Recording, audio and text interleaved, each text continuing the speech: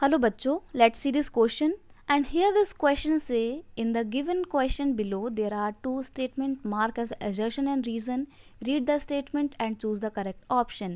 आपको यहाँ पर कुछ स्टेटमेंट दी हुई हैं assertion और reason की. आपको बताना है कि वो सही हैं, एक दूसरे से इंटर रिलेट हैं, रीज़न सही से assertion को एक्सप्लेन करता है, ये सब आपको बताना है.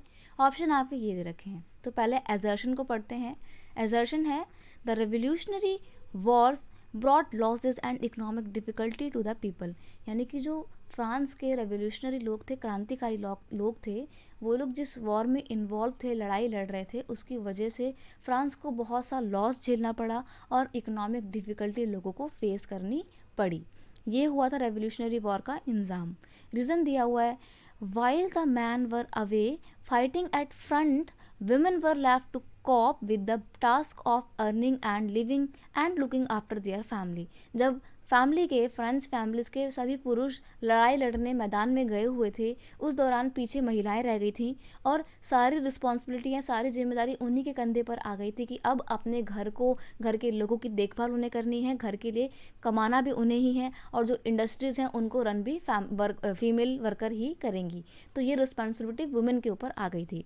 तो देखो यहाँ पे ना आपका एजर्शन और रीज़न दोनों बिल्कुल सही है, लेकिन एक बात यह है कि जो रीज़न आपको यहाँ पर दिया हुआ है कि वुमेन सारा काम कर रही थी आफ्टर द वॉर, या जब लोग लड़ने गए होते तो सारा रिस्पॉन्सिबिलिटी वुमेन के ऊपर आ गया था, ये बात सही तो है, लेकिन ये किसी भी तरीके से रेवोल्यूशनरी वॉर को एक्सप्लेन नहीं करता है, रीज़न नहीं है किसी भी तरीके का. आपको ऑप्शन बी पे मार्क करना है कि both A and R true but reason is not the correct explanation of A. यहाँ पे क्वेश्चन का की कॉन्सेप्ट है फ्रेंच रेवोल्यूशनरी वॉर. हम रेवोल्यूशनरी वॉर के बारे में बात करेंगे. ये वॉर क्या थी? फ्रेंच रेवोल्यूशन की जब स्टार्टिंग हुई थी 14 जुलाई 1789 को, उसके बाद से जो थर्ड एस्टेट के लोग थे, इन्होंने लगातार कॉन्स्टिट्यूशन की डिमांड करी और उसी में से कुछ रेवोल्यूशनरी लोगों ने अपनी वॉर स्टार्ट कर दी थी. और वो वॉर किसके अगेंस्ट थी? राजा के अगेंस्ट थी. तो यहाँ पर आप देख सकते हो, ऑन द अप्रैल 1972 नहीं है ये, सॉरी, ये होगा आपका 1792. ये होगा आपका 1792.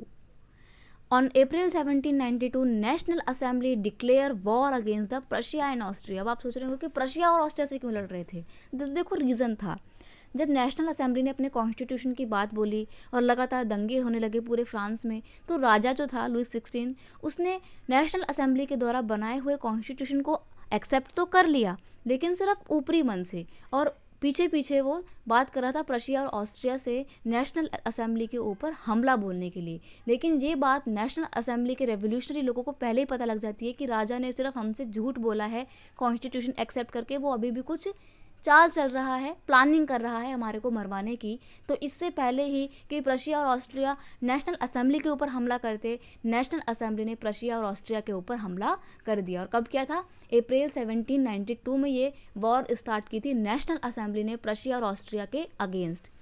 People of France saw this war against the king and aristocracies all over the Europe. अब देखो, ये जो वॉर थी, ये फ्रांस की प्रशिया और ऑस्ट्रिया के ऊपर जो वॉर हो रही थी, ये वॉर किस लिए थी? ये वॉर को एक सिंबल के तौर पे देखा गया कि जब सामान्य जनता चाहती है कि वो राजा के अत्याचारों से मुक्त हो सके, तो इसलिए वो वॉर करती है. तो it was represent that this war represent that it was the war against the king, राजा के अगेंस्ट थी, उसके एरिस्टोक्रेट्स मतलब जो उसके कुलीन वर्ग थे, जो नोबल थे, उनके अगेंस्ट ये वॉर स्टार्ट की गई थी.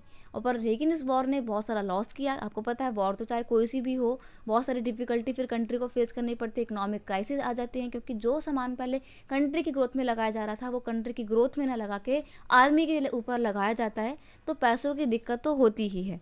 तो वॉर कैसी भी हो नुकसान बहुत करती है, इसलिए फ्रांस को बहुत लॉस झेलना पड़ रहा था. सारे पुरुष लड़ने के लिए गए हुए थे, तो सारा काम वुमेन को करना पड़ा था, सारी जिम्मेदारी वुमेन के ऊपर आ गई थी. तो यहाँ पर हम देखते हैं कि एजर्शन और रीज़न दोनों बिल्कुल सही है, लेकिन रीज़न एजर्शन को सही से एक्सप्लेन नहीं करता है, इसलिए ऑप्शन भी आपका बिल्कुल सही आंसर हो जाएगा. I hope you understand it well. Best of luck.